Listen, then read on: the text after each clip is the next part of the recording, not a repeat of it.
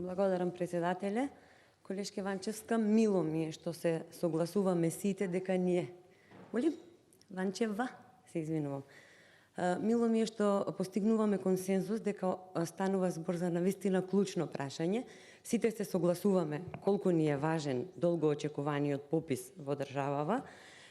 Пред се би рекла заради идните стратегии, почнувајќи од економските политики па натаму. Токму затоа сите мои колешки претходно сметаме дека е потребна и повеќе од потребна јавна расправа, се со цел да се отстранат сите можни недоумици и да го прецизираме законот на најдобар можен начин.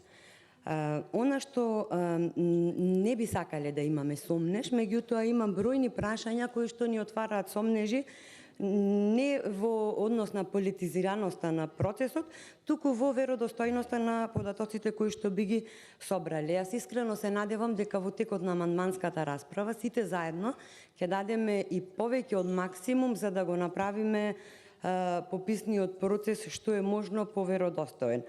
Она што ни отвара дилеми е фактот што во овој закон не се дефинирани клучни поими од типот блиска личност.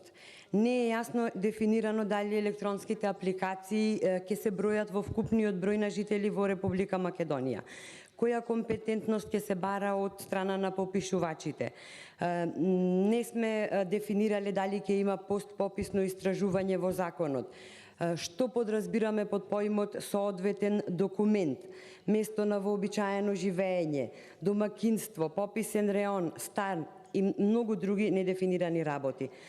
Исто така ја нема дефиницијата постојано место на живење, која мора да ја има секој закон, посебно законот за попис, затоа што според Обединетите нации тоа е географско место каде што лицето обично го поминува секојдневниот одмор, проценето во одреден временски период, вклучувајќи го и пописот.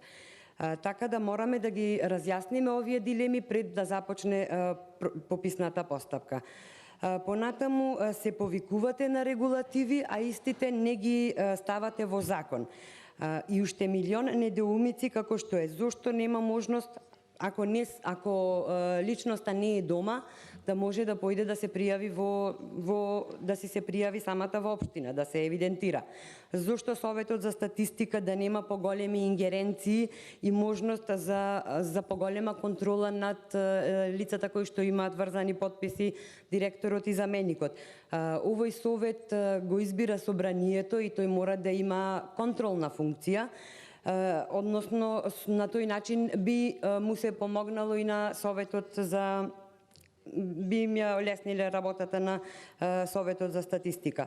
Зошто целата методологија да не ја ставиме во закон за утре да сме чисти и пред себе си и пред граѓаните, како точно сме дошле до резултатите до кои што ќе дојдеме.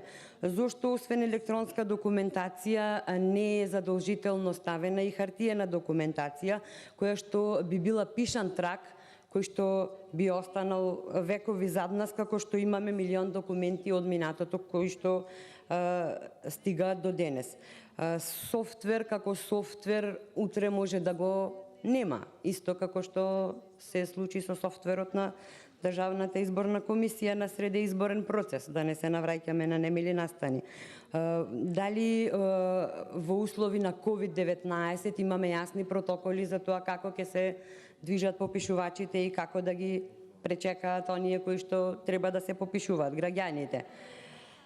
Вака како што е дефинирана методологијата, ако не се реагира амандмански, а јас искрено се надевам и верувам дека ќе се реагира, затоа што гледам дека имаме меѓусебно разбирање, ќе доведеме во прашање целата веродостојност на пописната постапка. Наискрено се надевам дека ова ќе биде успешно спроведен попис во интерес на сите граѓани, во интерес на Република Македонија. Благодарам.